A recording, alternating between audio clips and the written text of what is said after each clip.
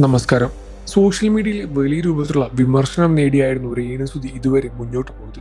എന്നാൽ കഴിഞ്ഞ ദിവസം രേണുസുതി പുറത്തുവിട്ട വാർത്തയും പ്രഖ്യാപനത്തിലൂടെയും വലിയ രൂപത്തിലുള്ള നിരാശ വാർത്തകളാണ് പുറത്തുവരുന്നത്.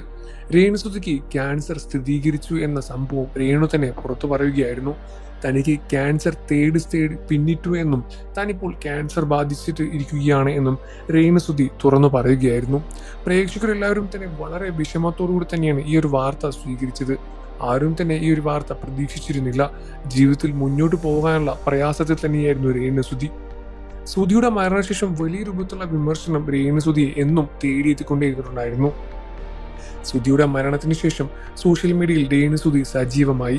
പിന്നീട് പങ്കുവയ്ക്കുന്ന വീഡിയോകൾക്കും ആൽബങ്ങൾക്കും എല്ലാം തന്നെ ഒരുപാട് വിമർശനവും ഒരുപാട് സ്നേഹവും പ്രേക്ഷകർ മിക്സായി കൊടുത്തപ്പോൾ വിമർശനത്തിനെ രേണുസുതി എല്ലാം തന്നെ വളരെയധികം ചിരിയോടെ തന്നെ നേരിടുകയായിരുന്നു. രേണുസുതിയുടെ വിശേഷങ്ങൾ സോഷ്യൽ മീഡിയയിൽ എന്നും ചർച്ച ചെയ്യാറുണ്ട്. ക്യാൻസർ ബാധിച്ച ശേഷം പുറത്തു പറയാതെ ഇരിക്കുകയായിരുന്നു രേണു. എന്നാൽ സോഷ്യൽ മീഡിയ വഴി ഈ വാർത്ത എങ്ങനെയോ ലീക്കായി. ഇപ്പോൾ സ്ഥിരീകരിക്കേണ്ട അവസ്ഥയാണ് എന്നും രേണുസുതി പറയുകയാണ്. തനിക്ക് ക്യാൻസർ ഉണ്ട് എന്നും താൻ ചികിത്സിക്കാൻ തുടങ്ങിയിട്ട് ഒരുപാടായി എന്നും താൻ ഇതുവരെ ആർക്കും പുറത്തു പറയാത്തത് തൻ്റെ ലൈഫിൽ അത് ഭാഗമാകാതിരിക്കാൻ വേണ്ടിയാണ് എന്നും രേണുസുതി പറയുകയാണ്.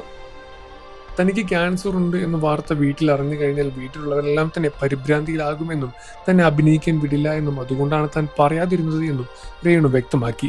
എന്നാൽ പിന്നീട് ചികിത്സയിൽ അതെല്ലാം തന്നെ വലിയ ഭാഗമാക്കേണ്ടി വന്നു. ഇപ്പോൾ ചികിത്സയിലാണ് രേണുസുതി. എന്നാൽ വീണ്ടും ആൽബങ്ങളിലൂടെ തന്നെ തിരിച്ചു വരാനുള്ള പ്രാർത്ഥനയിലാണ് മലയാളികളും പ്രേക്ഷകരും എല്ലാവരും തന്നെ.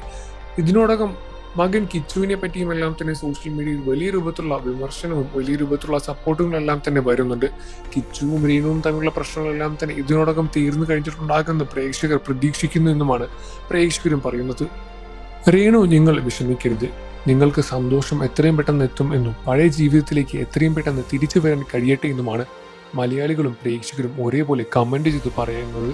നിങ്ങൾക്ക് രേണുസുതി ഇഷ്ടമാണെന്ന കാര്യം വീഡിയോയ്ക്ക് താഴെ കമന്റ് ചെയ്ത് പറയുക.